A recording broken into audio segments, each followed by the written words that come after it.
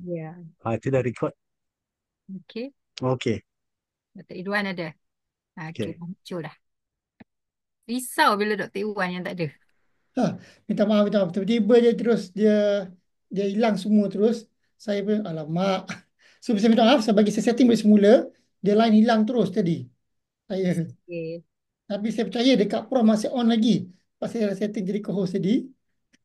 So tapi saya mohon sekali lagi, kita boleh mula semula sikit sekejap semula. Tak, Prof Adli tadi terus dia hijack sekejap. Bantu. Saya usik dia tadi. Saya rasa Pak Ali masuk je, Dr. Iwan dah terkeluar. Sistem takut. Sifu masuk. Itulah tu nampak nampak nampak Prof Adli terus ditakut terus. Ya. Sekejap ya, saya nak kena setting balik semula untuk kita boleh record balik semula. Record and then saya nak kena buat live semula. Tak ada lari sikit setting kita tadi. Semua off semua. Komputer saya semua shutdown terus. Ah, hai. Inilah apabila Murphy's Law. You were very prepared dari tadi, tapi tak apa. Biasalah tu. dekat saya punya satu komputer lagi on. Okey. Dekat satu lagi dekat semua okey. Dia kadang-kadang berlaku beginilah Prof. Eh? Not to worry. Tapi sebenarnya ada hikmah dia. Jadi boleh pendekkan presentation saya Ah, kepada 50 minit sahaja. ayo. Tapi saya risau selalunya kita jarang. Apa ini masa selalunya kita akan terbabas. Selalunya memang terbabas. Tak apa. Anyway, Okey. slide saya pendek je, 11 slide. And then after that kita Q&A. Ya, betul Prof. Kita akan santai dalam program ini. Okey, sahabat-sahabat semua, kita boleh mula dari semula. So, program ini, macam kita nyatakan tadi, program kita secara santai. Terbabas. Okey, selalunya memang terbabas. Okey, tuan-tuan perempuan semua boleh mengikuti, boleh mengajukan soalan bila-bila masa. Tak, kita tak ada format, kita tak ada kata kena hujung program ke apa, tak ada. Boleh ajukan soalan di ruangan chat. Saya akan ambil soalan-soalan tuan-tuan dan perempuan semua di ruangan chat dan saya majukan. Soalan kita biarlah bersesuaian dengan tajuk perbincangan kita hari ini, iaitu harga ubat dipamerkan. Okey? Apa apa adakah manfaat ekonomi pada pengguna kita? Okey, kita bincangkan di hari ini secara santai bersama panel kita Profesor Dr. Faridah Haji Hassan yang datangkan khas dari Universiti Teknologi Mara. Okey, orangnya sangat manis, sangat orangnya humble dan juga berilmu dan juga dekat luar negara sangat-sangat terkenal. Bidang utama beliau ialah halal sebelum ni. Tapi beliau memang bidang ekonomi, business management, kata bukan tidak asing bagi saya lah kepada beliau. Betul, Prof? Wallahu a'lam bisawab. Ridwan aja yang pandai promote. Terima kasih. Betul, saya cakap benar betul Prof. Saya cakap betul sebab bidang ni memang saya kata memang Prof tidak asing lagi kalau berkenaan dengan ekonomi. Tambah-tambah apa yang kita nak bincangkan hari ini sangat-sangat dekat dengan apa yang kita nak bincangkan. Okey Prof, kalau kita dengar Prof baru-baru ni Prof Kerajaan Malaysia telah mewajibkan semua klinik swasta dan farmasi tak kisah farmasi yang ada di Malaysia semua perlu memamerkan ubat bermula 1 Mei 2025. Okey, Prof. Okey. Selaras dengan pelaksanaan Perintah Kawalan Harga Anti Pencatutan dengan itu pada tahap penanda harga ubat 25, langkah ini dilihat sebagai usaha untuk memperkukuhkan dan ketulusan harga, memperkasa hak pengguna dan membuat pilihan yang bermaklumat dan adil semasa mendapat ubat-ubatan. So, namun terdapatnya perbincangan yang hangat sama ada di media sosial ataupun di platform-platform lain ataupun di secara fizikal, okey, golongan-golongan pengguna menyambut ada golongan ramai pengguna menyambut perkara ini baik. Okey, mengatakan oh sangat baik sarana kerajaan Malaysia dan sangat prihatin semua tu. Okey. Okey, tetapi pengamal perubatan swasta menyatakan kebimbangan antara kesan tata operasi dan kebebasan menetapkan harga perkhidmatan. Itu sikit mukadimah dia, Prof. Okey, boleh tak Prof kongsikan kepada kita semua ni, Prof, Kenapa penting sangat Prof untuk harga ubat dipamerkan secara terbuka di farmasi atau klinik? Secara layman Prof, dipersilakan Prof. Okay, terima kasih Dr. Iwan, pengacara majlis. Bismillahirrahmanirrahim. Assalamualaikum warahmatullahi wabarakatuh. Yang bahagia Presiden McPhee, ahli-ahli Exco, ahli-ahli McPhee, dan juga rakan-rakan online pada hari ini, ya, pada pagi Jumaat yang barakah ini. Terima kasih pada Dr. Iwan kerana mengingati saya atau he has me in his thoughts untuk memberi tajuk yang dia yang pilih, bukan saya yang pilih. Jadi saya kata okey Dr. Iwan, saya sampaikan. Saya menyantuni cabarannya dengan tajuk yang dibekalkan kepada saya hari ini. Jadi tadi saya cakap pada Dr. Iwan, saya kata saya nak share slide. Dia kata Prof ada slide, kata ada, kata supaya just to recap to everyone, sebab tidak semua orang membaca artikel ini, ya. Jadi saya mungkin kena beri sedikit latar belakang dan selepas itu kita menjawab soalan yang telah dikemukakan oleh Dr. Iwan. Untuk para pendengar, saya kira untuk mereka membuat kita akan mengadakan ruang soal Kongsian, jawab nanti, ya. kongsian. Right. Slide saya tak banyak, hanya um, 11 sahaja. Cuma kalau ada penerangan yang lebih lanjut lagi, saya akan buat satu penjelasan yang terperinci. Sebentar, ya, tengah cari mana dia punya enlargement di sini. Not edit mode ke, kalau saya buat ini dia jadi double kat sana saya. Okey, sekejap, ya. Saya rasa saya kena guna enlargement like this. Okey. Alright, I think saya dah jumpa dah. Tak boleh buat under presentation mode.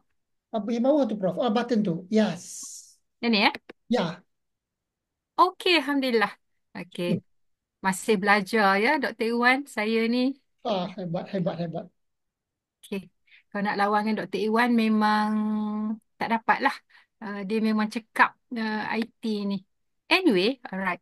Ini tajuk yang diberikan pada saya, iaitu harga ubat dipamerkan dan apakah manfaat ekonomi pada pengguna. Agaknya Dr. Iwan dia tengok background saya in marketing. Jadi dia kata dia minta tuan saya beri ulasan sedikit tentang apa yang dikemukakan isu yang semasa pada bulan ini, ya, 1 hari bulan Mei.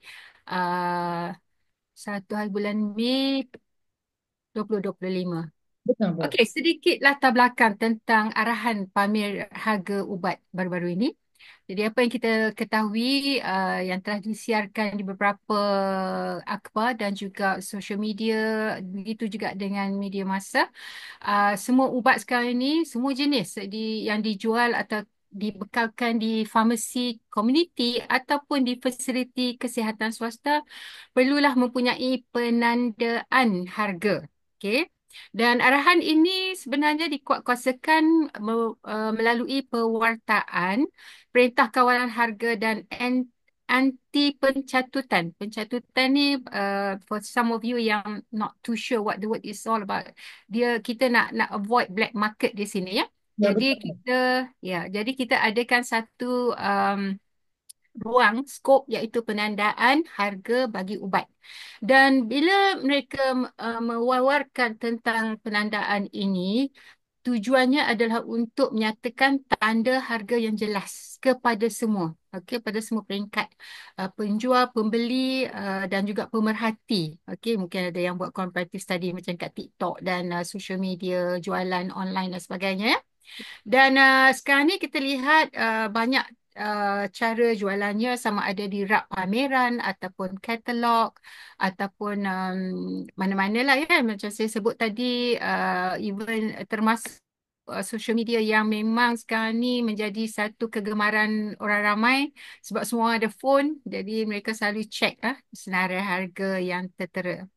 Dan tujuannya adalah untuk meningkatkan lagi ataupun menekankan prinsip ketelusan harga. Sebab harga sekarang ni, kalau tuan-tuan dan puan-puan pergi melihat di merata-rata tempat, berbanding dengan jenama dan juga jenis ubat, kita akan lihat bahawa harganya berbeza.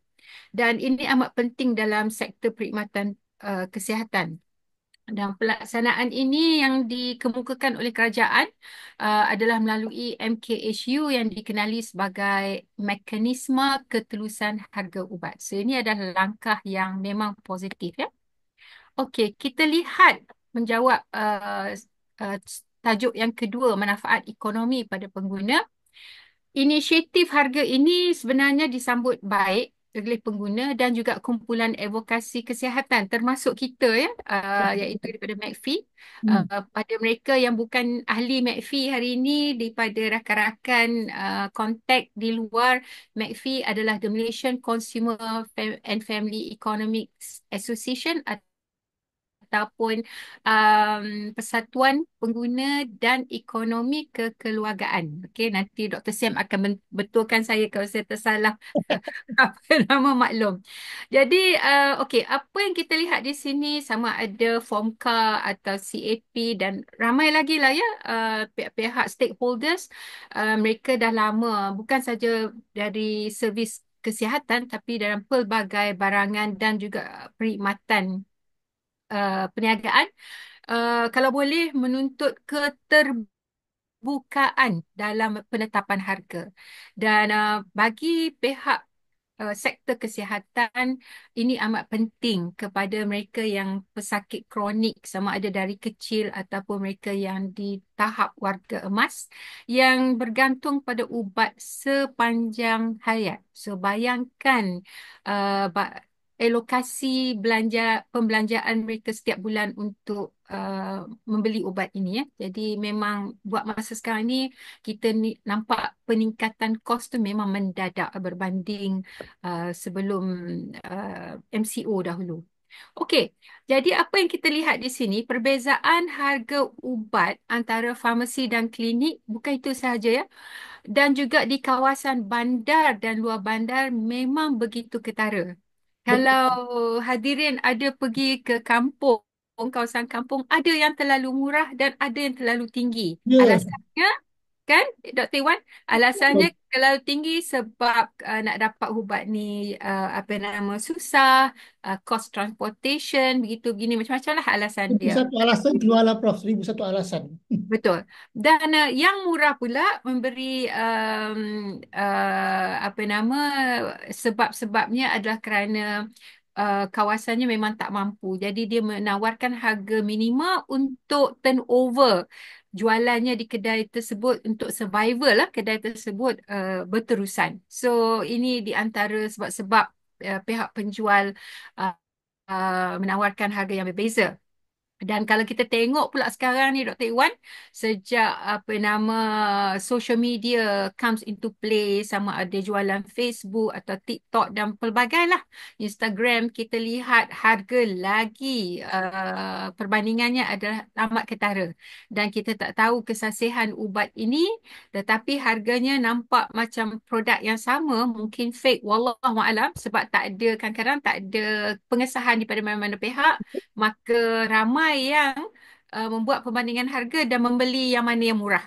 Jadi social media ni memang saya rasa satu platform yang memang menarik ya untuk mereka yang tidak mampu. Okey, yang terakhir sekali, poin yang ketiga, ubat sama jenis dan jenama ini boleh dijual dengan harga berbeza bukan berbesar sehingga 2 atau 3 kali ganda. Okey, so bayangkan kalau produk tersebut harganya adalah RM100, ada yang boleh demand kepada RM300, emergency product waktu yang tertentu, jadi mereka rasa bahawa ini adalah peluang-peluang yang mereka boleh dapat keuntungan, terutama sekali daripada sektor swasta dan juga farmasi-farmasi di lokasi yang strategik, yang high end dan sebagainya.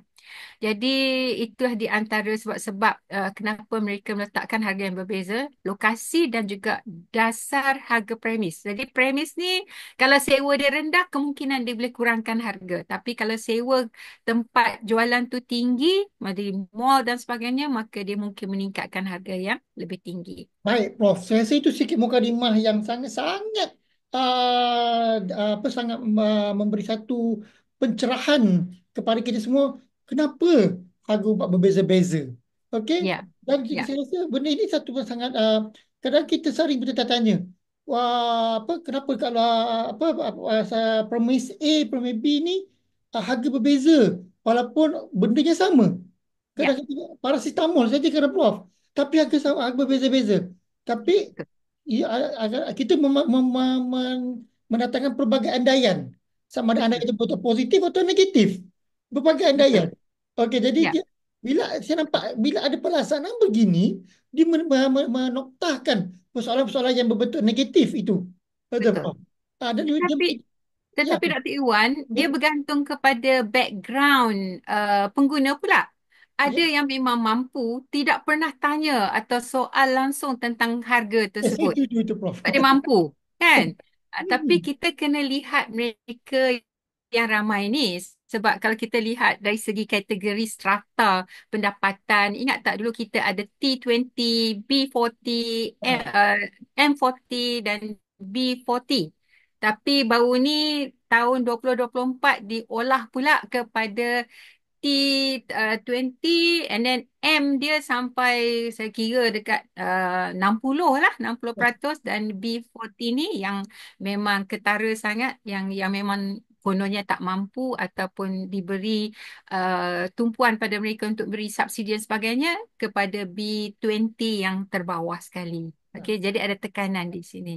Ya, Prof. So, izinkan saya sambung sikit lagi ya, Dr. Iwan. Silakan, Prof. Jadi selain pada manfaat yang saya highlight tadi, jadi sebenarnya lah yang saya sebut tadi tu ada juga pengguna yang tidak pernah soal tentang harga kerana mereka sebenarnya tidak pernah tahu harga sebenar produk tersebut. Okey. Dan dalam kekhawatiran terutama sekali kalau mereka mendapat rawatan di luar bukan di apa nama KKM, kos ubat selalunya dimasukkan sekali dan dengan Dalam dalam caj consultation. rawatan yang tinggi. Dalam perundingan, Betul. consultation. Yes, consultation. Jadi dan selalunya tak ada penjelasan terperinci sebab Kita kalau tak tanya, dekat Prof. Jarang kita tanya. betul. Ya. Sebab dia nak cepat jadi dia sanggup bayar. Tapi kadang-kadang mengejutkan jugalah harganya Betul. tapi ya customer ni dia memang kadang-kadang tu dia rasa tak apalah asalkan dah dapat jumpa doktor dia dah puas hati balik dah Dan happy Malaysia dah kita ni, kan. Prof, baik. Right. Malaysia kita ni. Right. Rakyat Malaysia kita ni sangat bagus. Tak nak minta Betul. kisah. Bayar je. Betul. Jadi kita sepatutnya kena fikir yang ramai, rakyat yang ramai, bukan hanya mereka-mereka yang memang target market dia memang they are special people, special group of customers yang memang high end. Baik, So Prof. bagusnya tentang perwataan di apa nama kerajaan mewawarkan prinsip ini adalah untuk menghapuskanlah yang amalan penetapan harga yang tidak telus. Okay, so Ya. sekarang ni kalau boleh setiap produk, servis dan kalau ada teks pun Iwan kena catat di dalam resit tersebut ya. Okey. Ya. So itulah Prof, dari segi saya pihak nampak pengguna. Ya, sebelum tadi Prof sebut pasal apa golongan yang mampu dan tak mampu. Saya rasa ya, kita dari konteks, saya sangat setuju dengan pandangan Prof. Kita kena lihat dalam konteks yang lebih meluas dan besar dan juga satu lagi ia merangkumi dari segi hak-hak pengguna itu sendiri, iaitu hak betul, accessible dan hak betul, mendapatkan maklumat. So betul. itu yang saya rasa tidak boleh ditidakkan, Ya, dimenidakkan ni. So kita semua ya, berhak mengetahui apa yang kita beli, apa yang kita nikmati dengan apa ya, yang kita bayar. Itu ya, itu itu secara umum. Itu ya, tidak boleh dipertikaikan. Okay? ya, Tak kisahlah kita golongan T20 ke TB40 ke, semua orang berhak mengetahui. Saya rasa betul, ini dah betul, patut lama dulu lagi. Okey, betul. Prof. Kalau saya Tapi kan Dr. Iwan, back to your point tadi tu, dari segi demand hak tadi ni selalunya dia tengok jenis produk dengan servis juga. Kalau makanan selalu dia akan tanya on the spot, kenapa mahal? Kan? Dia akan tanya sebab dia terkejut dia nak bayar, dia nak makan. Tapi dari segi ubat tidak. Dia dalam persepsinya kalau produk itu mahal mungkin kualiti dia tinggi. Dan Ya, kalau produk tu mentaliti itu. harga dia, mentality, persepsi dia. Dan kalau produk itu harga dia murah, ini apa produk ni memang tak bagus. Ubat ni memang tak berkesan. Sebab minda dia dah set dah tentang Kita dah relationship tersebut. diajar dari pada kecil lagi. Oh, kalau Ya, begini akan harga mahal, kualiti bagus. betul. Ha. Betul. So Okey. jadi saya rasa ini yang kita perlu advocate balik masyarakat dan pengguna Betul. kita. Kita kena educate atau beri Ya. pendidikan dan juga Ha. pendedahan lah, awareness to them ya. Okay, so Baik, I Prof. think Kita I think kita lagi, Prof. Kita jangan pergi jauh ya, sebab ya, ada soalan daripada penonton kita ya, daripada Izki ni. So, kita ambil soalan dulu. Dia tanya saya ni, saya ada soalan berkaitan dengan harga yang berbeza-beza mengikut ya. kedai dan farmasi. Okey, fine. Kita memang kena pada tajuk kita. Adakah ada pemantauan berkala dari pihak berkuasa? Okey. Hmm. Okey, Hmm. soalan dia. Atau hanya bila ada laporan saja baru ada pemeriksaan. So, saya rasa Prof boleh ulas sedikit berkenaan ada tak pemantauan. Saya rasa perkara ini bukan saja perkara berkenaan dengan isu ubat. Saya rasa Ya. apa isu pemantauan harga barang lain pun dah ada. Cuma mungkin Prof boleh ulas lagi, Prof. Ya, saya sebenarnya ada jawapannya dalam slide berikutnya, tetapi untuk memuaskan hati para pendengar, saya jawab dulu sikit demi sedikit ya apa apa yang apa relevan pada pada saat ini. Sebenarnya memang ada, tetapi tidaklah secara berkesan atau enforcement itu tidak menyeluruh. Okey, uh, bila ada rungutan barulah mereka akan bertindak. Terutama sekali daripada KBDN. Alright. Tapi begitu juga dengan KKM sebab di sini bukan mereka bertindak sebagai polis pergi mencari salah. Mereka hanya menunggu apabila ada rungutan, ada komplain, ada isu, maka dan ia mestilah dalam bentuk formal tak boleh hearsay. Orang ni cakap gini pergi serbu dan buat inspection. Tidak. Dia mestilah secara formal, maka dengan cara tersebut barulah pihak-pihak kementerian akan bertindak dengan seberapa segera. So, tetapi dengan adanya prinsip ini, maka kita ingin melihat bahawa dari segi tindakannya lebih lagi berkesan dan juga lebih lagi efektif kepada pihak pembekal atau penjual sama ada di pihak swasta especially berbanding dengan pihak-pihak yang lain lah yang menawarkan ubat-ubatan. Prof, Jadi, Prof, okey, saya nak sambung sikit lagi ya, Dr. Iwan. teruskan, Prof. Jadi, ya, jadi sebenarnya apabila diwawarkan pada 1 hari bulan Mei 2025, sebenarnya uh, pihak pembekal ini diberi masa selama 3 bulan. Okey, dia dinamakan fasa pendidikan kepada pembekal, penjual dan juga kepada pembeli. Okey, it's like a pilot period. Jadi pihak pembekal, penjual, dia mestilah melabelkan dan juga mencatatkan harga-harga tag di setiap produk tersebut dan pihak pengguna kita akan melihat pihak pengguna dari segi reaksi dalam masa 3 bulan ini dan bagaimana ia fit in both parties supaya kedua-dua belah pihak bersedia untuk menyesuaikan operasi yang akan dilaksanakan atau telah dilaksanakan pada 1 hari bulan Mei. Sebab hari ini dah 9 hari bulan Mei, baru 9 hari, baru seminggu, belum dengar apa-apa lagi rungutan tapi kalau ada, this is a time untuk kita mengemaskinkan dan memperkuatkuasakan lagi apa yang kita rancang, okey, daripada pihak kerajaan dan kementerian. Jadi selepas 3 bulan barulah macam tadi menjawab balik soalan tadi, barulah tindakan penguatkuasa akan diambil dengan lebih ketara. Okay, so 3 months grace period ni adalah like a testing period for both parties. Dr. Iwan wanted to say something ke? Ah, Ada nak tambah kan? Saya rasa memang saya sangat setuju kepada Prof. Maksudnya bukanlah pelaksanaan 1 Mei itu satu mengata terus laksana terus kalau tak dilaksanakan pada mana-mana klinik akan dikenakan penalti. Saya rasa 3 bulan itu sangat memadai untuk Ya, penerapan itu semua tu, Prof. Saya sangat ya, setuju pandangan Prof. Jadi maksudnya semua pihak ada win-winnya. Bukanlah ya, kita kata kejam. Saya tak nampak ya, kata kejam tu. Saya nampak ya. dari segi akan ada berlakunya perbincangan antara pemegang-pemegang taruh, semua je Prof Ya, gitu Prof So, ya. okey Prof, kalau nampak tadi sebut Prof ada sebut berkenaan dengan grace period 3 bulan semua tu kan. So, boleh tak Prof kongsi sikit Prof? So, sebelum tu saya cuma nak ingatkan pada penonton Prof. Kita ada 109 orang dalam di talian di apa di TikTok juga ada lebih kurang dalam 50 orang dan juga di YouTube kalau tak silap saya dalam dalam 15 ke 20 orang. So, jadi Mhm. mengikuti kita secara live sekarang ni. So, jadi Kak Prof boleh tak Prof kongsikan? Boleh ke Pak pameran kita apa pamerkan harga ini merangsang persaingan sihat dan menurunkan kos rawatan, Prof. Secara peribadinya, Prof. Apa Alright. Prof? Pada pendapat saya sebenarnya ia patut ataupun dia semestinya diwawarkan, dikongsikan dan juga disenaraikan secara terperinci. Okey, sebab okey, saya ni buat saya ni Dr. Iwan tahu bahawa saya ni banyak fungsi apa nama penyelidikan tentang halal. Jadi Ya, ini ada sedikit sebanyak berkaitan dengan halal. ya, Bila kita telus dalam maklumat kita, jadi jualan kita ni rasa lebih ikhlas atau lebih orang kata apa permissible, alright, dan diterima baik oleh pihak pelanggan kerana memang dah tercatat dan tersenarai.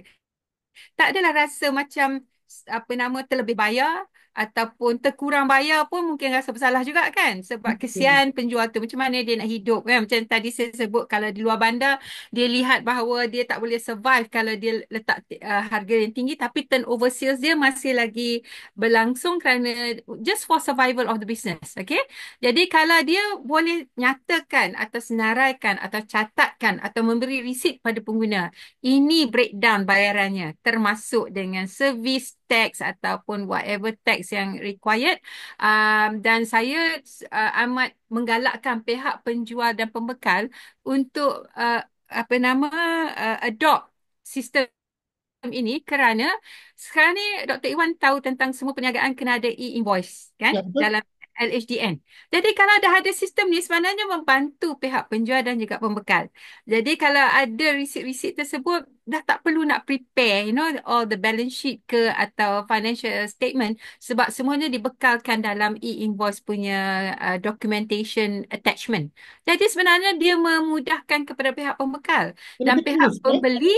Ya, pihak pembeli, okay, saya ni bidang marketing is to satisfy the customer. So Ya, kalau dia dah tengok semuanya telus, dia memang orang kata tidur lena lah, okay. Semakin sihat lah sebab dia rasa memang dia berbaloi berbayar, bayaran dia kepada apa nama ubat yang dibeli walaupun mahal tetapi dia tahu bahawa it is value for money yang dibayar tersebut. So itu bagi saya amat penting. Kenapa ia mesti dilaksanakan? Okey, tapi okey saya nak cuba habiskan slide saya Dr. Iwan if you don't mind. silakan, Okey. Prof. Jadi ubat-ubat yang perlu dipamerkan ni termasuklah ubat preskripsi. Kadang-kadang kalau Dr. Iwan perasan apa nama patient dia tak beli di klinik tersebut atau hospital awam tersebut. Dia keluar beli kat tempat lain. Ya, Tidak ada masalah. Pihak doktor pun tidak pernah melarang. Tapi bila customer tu dia banding, mungkin di KKM memang amat murah berbanding di luar, dia akan beli di KKM. Cuma selalunya stoknya habis. Okey, ubat-ubat yang mahal ni tapi murah dijual di KKM selalunya habis. Jadi dia terpaksa beli di luar. Jadi dia kena tahu harga. Masalahnya di luar sana harga berbeza-beza mengikut tempat dan juga mengikut kawasan ya. Dan juga jenis premis yang dijual tu. Okey.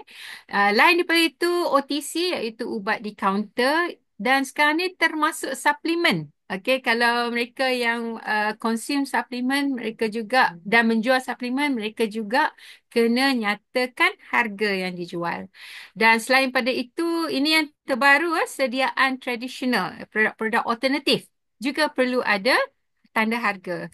Dan satu lagi produk semula jadi, mungkin fresh items dan juga satu lagi produk bancuhan ataupun compounded medication. Jadi pendek kata semua ubat lah Dr. Iwan kena ada betul. tanda harga. Okay? Right. So saya sambung. Ini manfaat ekonomi pada pengguna. So, yang pertama ini macam menjawab soalan Dr. Iwan tadi, bagus ke kepada pengguna? Sebenarnya ya, kerana dia meningkatkan hak pengguna untuk membuat pilihan bijak. Kalau mahal sangat, cari kedai lain, okey?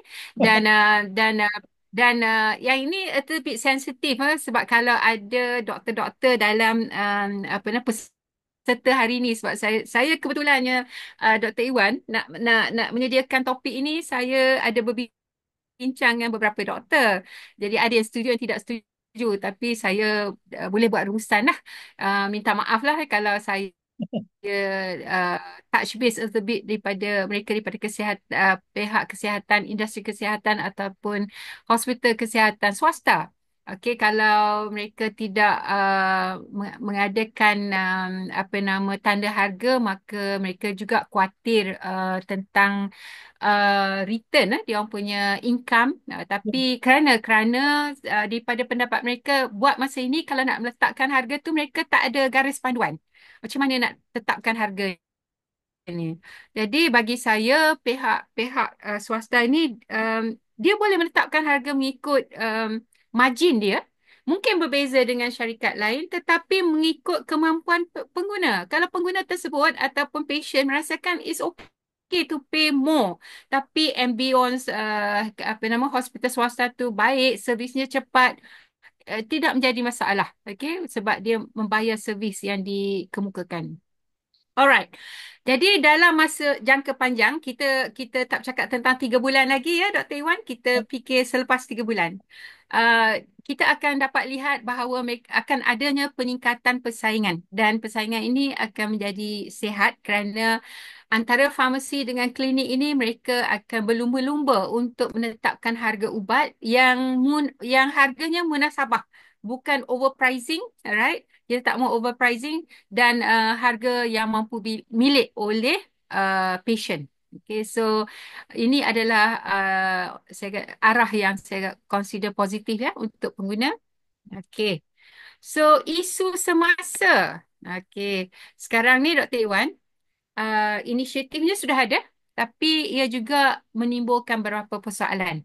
Okay, pertama, sama ada pengguna akan benar-benar mengambil kesempatan untuk membuat pembandingan harga sebelum membeli ubat. Jadi kalau pengguna tu ada banyak masa, memanglah dia akan buat shopping dulu kan. Tapi kalau tak ada masa, emergency pricing pun dia akan beli ya.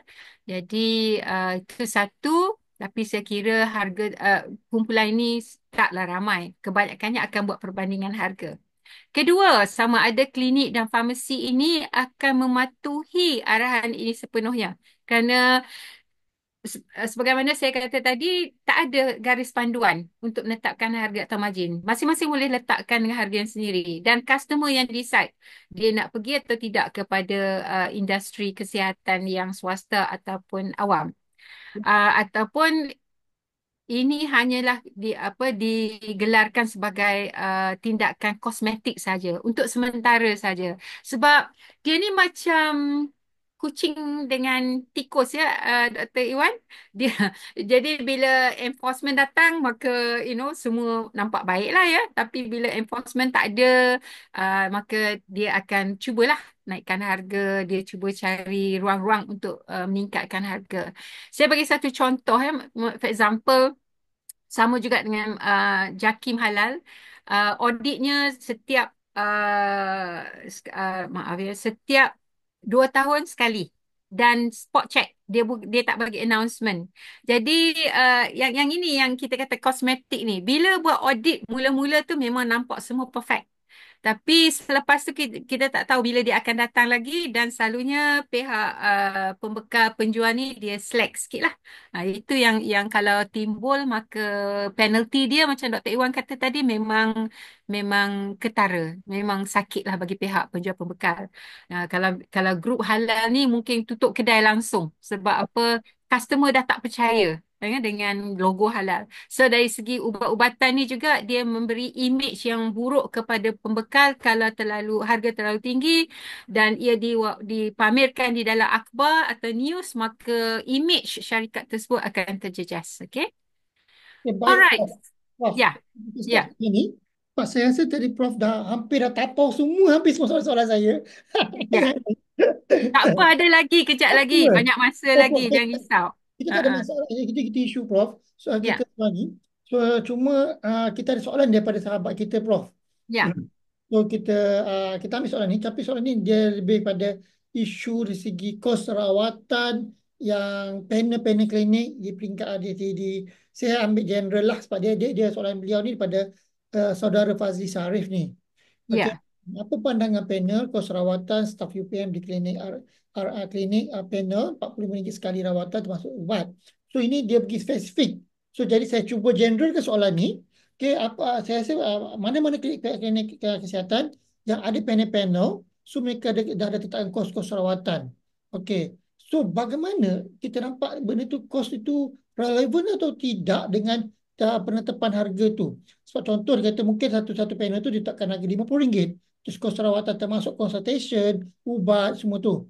So ada yang rasa tak relevan kerana kos itu terlalu rendah dengan pihak-pihak doktor kata ubat dah mahal sekarang dah. Okay, ada yang kata pula kena buka sampai 2 bil, 4 bil boleh boleh cover semua tu. So ini pada segi pandangan perspektif ekonomi doktor Prof. So kita tak nak sentuh segi perspektif perubatan. Kita sentuh segi bagaimana perspektif ekonomi itu dari segi keuangan poket pengguna itu sendiri, dia adakah ianya baik ataupun bagaimana ianya adakah menguntungkan uh, pihak perubatan itu doktor itu sendiri ataupun menguntungkan pada pengguna. Mungkin Prof boleh ulas sedikit Prof? okey. Apabila saya buat satu chat dengan uh, apa nama beberapa doktor, sebenarnya ini yang mereka khawatirkan Dr. Iwan. Kerana okey, dia ada dua aspek sini ya. Dr. Iwan maklumkan tadi tentang panel doktor. Panel doktor ni selalunya patient dia tak risau sebab dia dibayar oleh pihak syarikat atau organisasi. Alright. Tetapi yang ketara tadi atau isu yang Dr. Iwan bangkitkan adalah bukan satu bil, tapi 4 bil. Dia pecah-pecahkan kerana harganya mahal. Memang saya pernah lihat yang sedemikian. Jadi kita pula diberi apa nama cadangan. Uh, Ya. kita pecahkan bil ni sebab organisasi tak mampu untuk membayar. Jadi saya kira untuk membantu organisasi kita patutlah apa nama berkongsi dengan pihak kalau di universiti atau di apa nama Yes. syarikat-syarikat swasta korporat ataupun kerajaan kalau ini memudaratkan okey ataupun terlalu mengambil keuntungan yang tinggi maka ia elok didedahkan ya sebab tidak patutlah pihak syarikat kita membayar terlalu tinggi bil yang sepatutnya mungkin ada cara lagi ya untuk berkongsi pendapatan kepada pihak klinik swasta dan sebagainya. Tapi Dr. Iwan juga mengatakan tadi, kalau kena bayar sendiri. Jadi bukan panel anymore. Betul. Memang melambung. Memang saya sendiri pun terkejut. Setelah pencen ni ada benda yang saya pergi beli sendiri.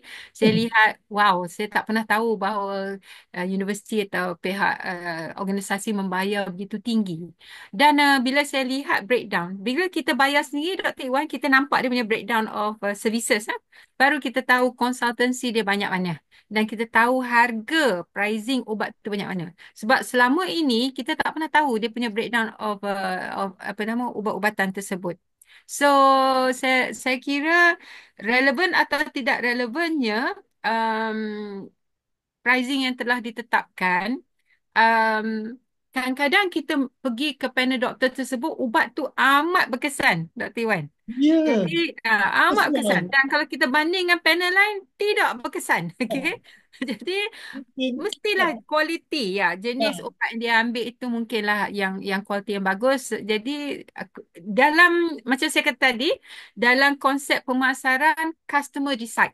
Okay, ah, let the customer decide. Jadi kita penentu apa nama jualan ubatan dan juga services tersebut kerana kita yang membayar, kita yang demand dan kita adalah klien mereka, kita yang menentukan masa depan inilah pihak klinik swasta especially ya. Itu yang saya sebut tadi bila saya bincang dengan beberapa doktor, mereka khawatir, okey, khawatir dengan implikasi bila adanya penetapan harga ini tidaklah boleh berleluasa ataupun tidaklah mudah macam dahulu untuk membuat satu apa nama um, servis yang bagi mereka baik lah.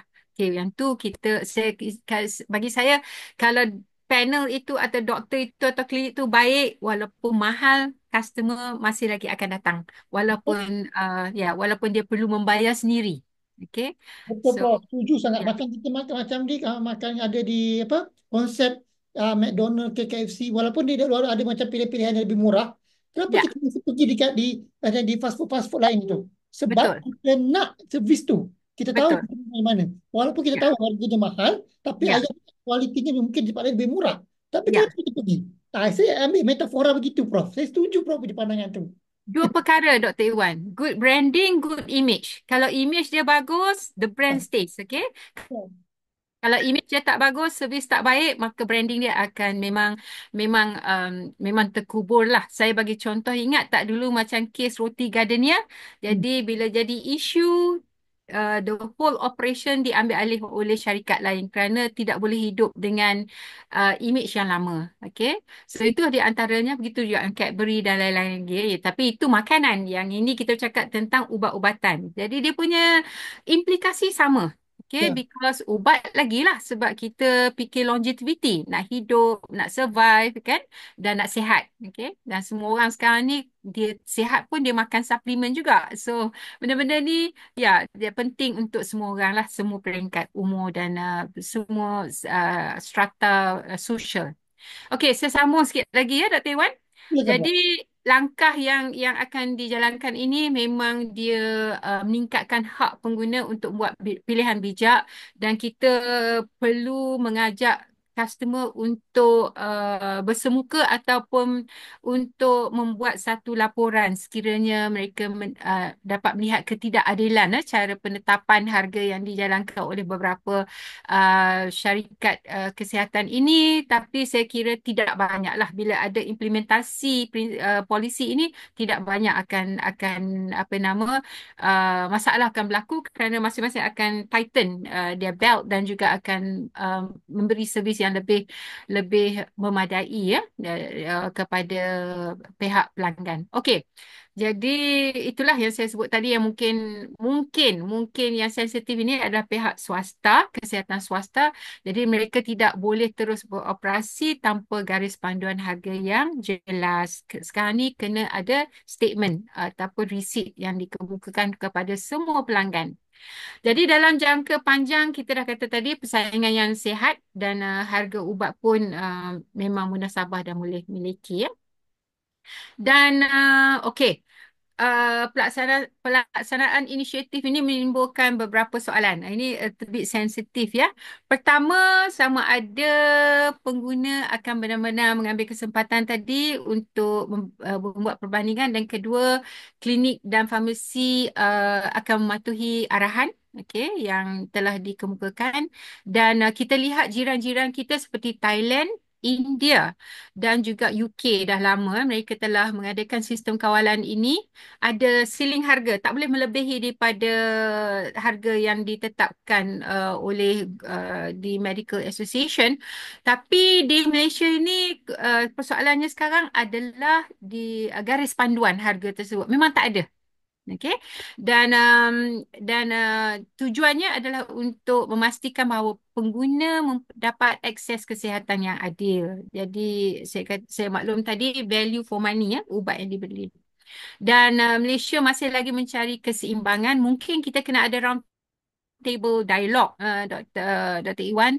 Tu. Uh, kita dengar daripada pengguna, dengar daripada pihak medical dan dengar juga daripada industri, syarikat untuk mendapat satu persetujuan supaya semua apa nama rasa adil dan sama cara penetapan harga ni selepas 3 bulan nanti ya. Jadi 3 bulan ni ada fasa yang memang ketara ataupun kritikal untuk buat satu penetapan yang jitu ya daripada pelbagai pihak.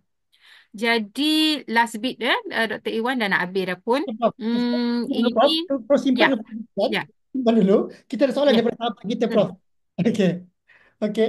Daripada sahabat kita, Fadi Bagat, kata, dia soalan ini, dia ditanya, pada pendapat Prof, apakah hmm, situasi win-win yang boleh dicapai antara pengamal, perubatan dan pengguna hmm, apabila harga ubat dipamerkan secara terbuka?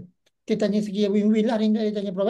Di mana hmm, kedua-dua pihak mendapat manfaat dari segi dalam segi keuntungan serta akses rawatan yang berkualiti, kos yang lebih berpatutan. Tadi saya nampak Prof dah ulas sedikit, dah sentuh sikit berkenaan segi win-win situation, di mana ada pihak perkhidmatan kita kita kekalkan macam mana nak tingkatkan supaya harga tidak larinya customer semua tu. Prof dah ulas, mungkin Prof boleh tambah sikit berdasarkan persoalan ni daripada sahabat kita ni. hmm, hmm. Silakan Prof.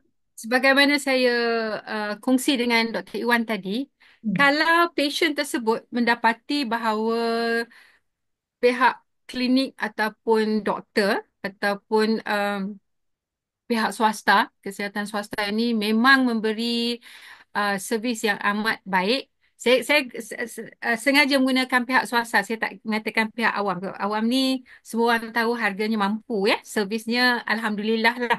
Jadi mungkin makan masa sikit menunggu. Tapi kiranya dengan bayaran minimum yang diberi itu memang berpatutan. Okey, berbalik kepada syarikat swasta tadi atau klinik swasta, saya uh, saya punya kesimpulan senang saja. Kalau perkara itu baik ataupun servis itu baik, dia tidak dapat lari daripada pengikut pasaran yang sedia ada. Saya sanggup, Dr. Iwan, saya duduk di PJ, tapi disebabkan klinik panel saya di Shah Alam, daripada mula saya bekerja sampai sekarang di apa nama, memang di Shah Alam, Okay. saya sanggup travel. Walaupun dah pencen tak perlu pergi Ya, Shah saya Alam setuju Prof. everyday, saya Itu sanggup travel. Kerana willingness tu. ya, sebab saya Willing. consider klinik-klinik dekat rumah saya ni ubat dia 3 kali makan pun belum baik lagi. Okey. Jadi Kebal sangat tu pun tak apabila kebal. tak kebal. Tambah lagi untuk budak-budak kan. Kita nak cepat. Baik untuk budak, Ya, untuk warga emas sebab supaya kita boleh menikmati hidup itu dengan lebih baik jamin. hari-hari. Tak sanggup sakit kan. Jadi saya consider yang tu tak perlu khawatir. Memang it's a win-win. Jadi bagi saya kalau syarikat tersebut memang atau klinik tersebut memang memberi terbaik ya dari segi servis dan harga, mungkin mahal sikit tetapi pelanggan tetap akan mengikuti mereka. They are the loyal customers, okay? Jadi they are the patronage of the apa nama pembekal ubat dan juga apa nama klinik yang memberi perkhidmatan yang baik. Okay. So akhir sekali ya, Dr. Iwan, Jangan akhir ada Prof. lagi? Ada soalan Nah, lagi Prof. Ada sahabat okay, kita okay. Prof. Silakan. Sorry, Kita, saya tak kita, masuk kita, chat room. Kalau saya masuk chat room, saya Prof, kena kita tutup kena yang ni. consider masa kecederaan tadi Prof. Kena consider. Okey, Ada kita soalan? soalan daripada Muhammad Nazli. Okey, Ya. Prof. Okey, berkenaan dengan itu dia tanya berkenaan dengan soalan beliau. Ada dua soalan tapi kita ambil satu dulu.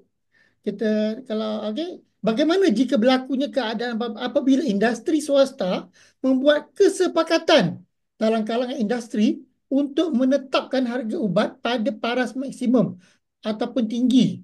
Okey. So dia kata kalau semua ni dah secara kolektif industri ni main harga tinggi Prof. Okey, ini soalan dia. Dan apakah mekanisme untuk mengawal keadaan tersebut dari segi daripada berlaku? Saya rasa ini peranan kerajaan Prof. Okey. Dan juga segi bagaimana kerajaan mengambil peranan menibat urus bersama. Kan? Kalau industri letakkan harga tinggi, so saya rasa macam peranan MFV pun terlibat sama. Saya rasa. So mungkin Prof boleh ulas Prof dan Ken, saya rasa Prof dah memang dah arif dah biasa sepak terjang dalam dunia industri ni Prof. Industri apa swasta ni mungkin Prof boleh kongsi Prof. Silakan Prof. Alright. Terima kasih Dr. Muhammad. Soalan yang relevan dan terkini. Okey, sebab saya nak bagi analogi. Saya tak khawatir dengan kumpulan persatuan apa nama kesihatan swasta. Analoginya adalah sekarang ni bisnes sama ada nak pilih daripada USA atau daripada China. As simple as that. Okay? As simple as that. Jadi dengan USA dengan tarif yang tinggi tapi China dengan varieties of product boleh buat pemilihan daripada grade 1 hingga grade 10 sebab China ni dia produk dia boleh bagi yang low end dengan very high end. Harga mampu beli. Jadi bagi saya uh, sama ada okay. Dalam pemasaran, let the customer decide. Kita ada hak. Kita yang menentukan apa nama perniagaan syarikat tersebut dan saya consider yang ini tidak menjadi masalah langsung. Kalau kita tak beli, jadi dia akan menurunkan harga. Dia Betul. tak ada pilihan. No, Ya, kita tak ada sama. demand. Tak ada demand Ya, produk. sama dengan kedai makan. Kalau kita nak tinggikan harga tersebut, memang lambat laun memang tutuplah kedai tersebut. Ya, Tapi kalau dia memikirkan, mari kita berkongsi rezeki bersama-sama dengan jiran-jiran ataupun dengan syarikat-syarikat awam dan juga swasta, insya-Allah ia akan menjadi persaingan dan yang hebat. Jadi kita tengok USA right now. Dia ingat dia bagus dari segi apa nama, ya, implementasinya sebenarnya menjeratkan diri sendiri. betul. Saya nampak tu dapat dia menjadi diri sendiri. Ya, Sebenarnya. menjeratkan Ada diri sendiri. pilihan. Jadi saya rasa itu keputusan yang amat Merugikan. merugi. Saya tak naklah guna perkataan yang tidak elok, tapi terkedu diri sendirilah ya. Dia ingat dia boleh dapat Memakan diri positive sebenarnya. reaction. Memakan Ya, diri sendiri. reactionnya sekarang ni adalah negatif sebaliknya kan. Bukan Sekarang saja ni dah daripada satu berbalik. negara, Kita ada pilihan ni, Prof. daripada pelbagai negara. Ya, Kita, termasuk jirannya di bawah Mexico dan lain-lain lagi. So, dan dia pula mencuba apa nama mengecil-ngecilkan jiran-jiran ya, di perantau Southeast Asia. Padahal kita hidup selama ni dengan harga yang baik, boleh ya, dan our quality of life is even better, kan? ya. So, Betul. alright. Saya nak okay ya, Dr. Iwan, saya dah jawab soalan tu. Boleh saya tambah jawapan tak? Apa, Sure, Dr. Prof. Ahmad. sure, Prof. Ada Silakan. satu soalan yang dikemukakan tu yang dia kata apa ni persatuan dia setuju pada satu harga saja kan. Ya. Yang tadi soalan Irwan tanya ni kan sebenarnya tak boleh. Itu kartel. Bila kartel dia akan pergi ke MICC. Kita ada satu Hmm. agensi lagi yang akan mengawasi elemen kartel ni. Maknanya the industry tak boleh bersetuju bersama-sama untuk keluarkan satu harga yang sama. Betul? Ha. Jadi Betul, betul. ada elemen lah untuk kontrol pada government. Betul. Betul. Ya, ya. Nak tanya Prof Faridah, boleh Prof? Okey, Ada satu Sorry? soalan. silakan Prof Ahmad. Lah, kalau kita tengok kan the mutakhir ni lepas dia orang macam yalah yang dibentang oleh Prof Faridah tu memang menceritakan tentang advokasi pendidikan kenapa kena pamerkan harga.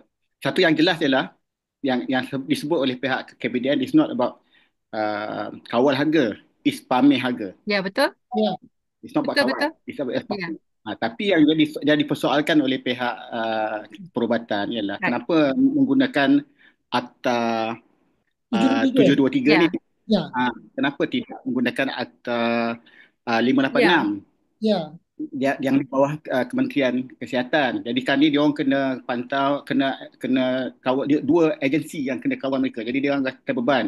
Ya. So I think that the government mengambil kira pandangan mereka untuk melihat semula jadual 7 ni Akta 586 yang Ya. berkaitan dengan konsultansi ni dan Ya. untuk lihat sama ada boleh digunakan untuk uh, menguatkuasakan uh, Ya.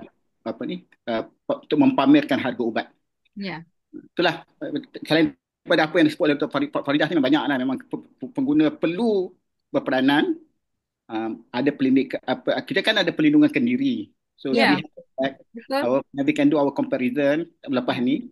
Ya. Dan by the same time there's also government punya action lah untuk memastikan kita ni akan dapat perkhidmatan yang terbaik dan juga ubat yang terbaik lah insya-Allah dengan harga yang berpatutan. Wallahu a'lam. Betul. Betul.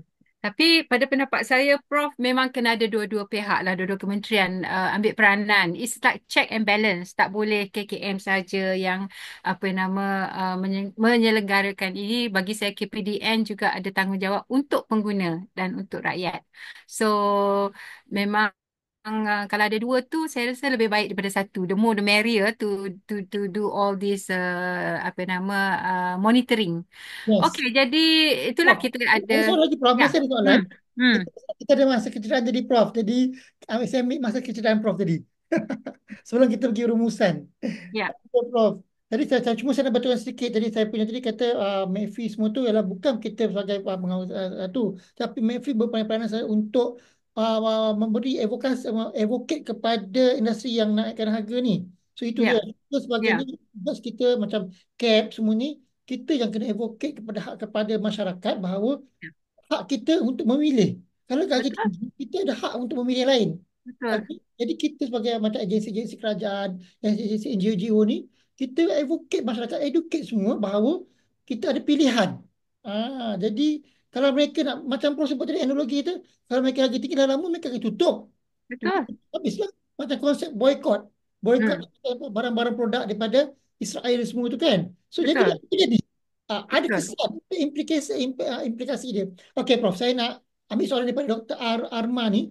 Ya. Hadis Malaysia ni anak murid Dr. Prof ni. Okey. Assalamualaikum Prof Farida. Okey, dia kata cikgu saya ni. Okey, saya dapat tahu ni anak murid Prof ni. Macam mana dengan rawatan alternatif Prof? Okey. Okey. Ah, perlu sediakan harga tak untuk rawatan dan ubat alternatif? Ditanya alternatif. Ini mungkin soalan sangat baik. Ini kita cerita pasal ubat medical semua kan. Bagaimana alternatif lah ni, Prof? Okay, mungkin boleh ulas sikit.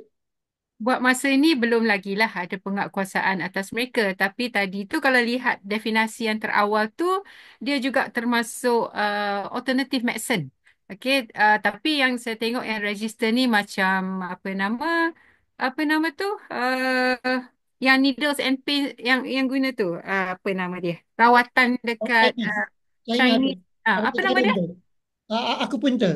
Acupuncture, yes. Yang itu memang kena tersenarai. So kalau Dr. Arman kata tentang ubat-ubatan apa nama kalau yang rawatan kampung. Dulu-dulu kan ada dia panggil apa akar herba periuk dan sebagainya. Yang itu mungkin why not kalau ada harga maka customer ni dia akan lebih open dari segi penerimaan produk tersebut kerana bila ada harga kita mudah dibeli Yes. daripada tak ada harga. Kalau kita pergi mana-mana pasar raya pun kalau kita tengok tak ada harga we got turn off. Sebab apa? Kalau ada harga tu kita terus membeli.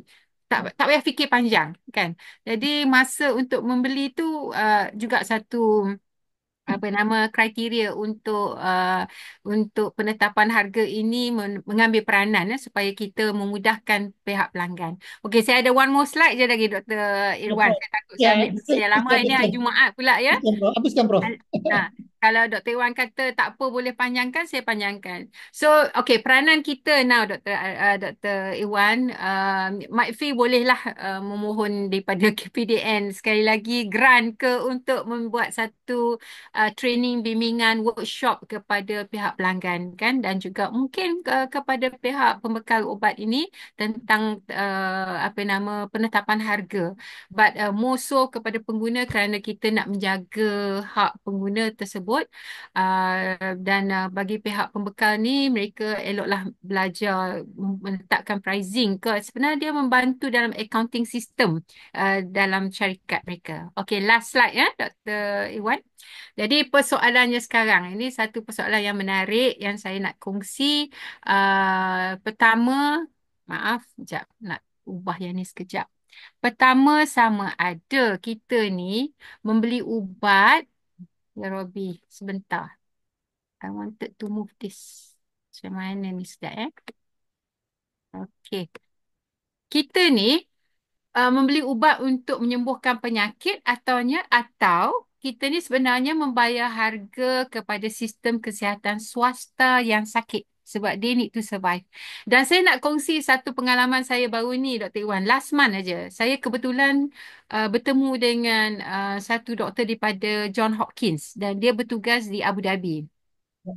Dan bila dia dapat tahu kata saya daripada Malaysia, dia tanya saya former DG KKM. Dia kata apa dia buat sekarang bla bla bla dan dia rancang nak menghantar ubat-ubatan dari USA kepada Malaysia dan dia nak gunalah the big guns dekat Malaysia ni untuk saya guna perkataan inilah melambakkan ataupun dumping of these pharmaceutical products to Malaysia. Jadi saya punya jawapan pada dia simple je. Saya kata the Malaysians do not trust the products, pharmaceutical products from your part of the world. Saya kata sejak MCO, sejak COVID ini ya, 19. Dia terkejut sebab saya kata many has been said tapi apa nama, yalah kita tengok sekarang ni ubat tak berkesan kan yang Ya, semua orang nak survive, nak hidup. Tapi ubat-ubat tu tak berkesan. Dah mahal pula tu kita bayar dengan ya. vaksin 1, vaksin 2, vaksin 3 sampai in the end semua tak nak ambil vaksin dah. Dengan teks lagi. Jadi saya kata pada dia, I think you should focus only in UAE and also in the Middle East because they have the money, the power to buy. Bagi saya cukup-cukup lah menipu rakyat Malaysia part of the world. Okay. Kalau orang Indonesia, dia kata dia tak nak ubat, dia can survive because dia rasa dia more resilient. So, itulah kita tidak mahu membantu sistem kesihatan swasta yang nak survive because they need to make people sick and they want to survive and sell their own pharmaceutical product to the global market. Kita tak nak yang tu ya. Dan akhir sekali langkah kerajaan ini sebenarnya adalah satu permulaan untuk pembentukan semula sistem kesihatan yang lebih adil, lebih mesra kepada rakyat. Inilah tugas kita ya, ni Dr. Iwan macam mana Prof Ahmad tadi untuk menjaga hak pengguna dan jika ia berjaya semua pihak akan memainkan peranan termasuk pengguna sendiri dan juga stakeholders yang lain. So itu saja untuk hari ini Dr. Iwan. Terima Prof, kasih saya sekali lagi. setuju dengan pandangan-pandangan Prof kongsi tadi tu Prof.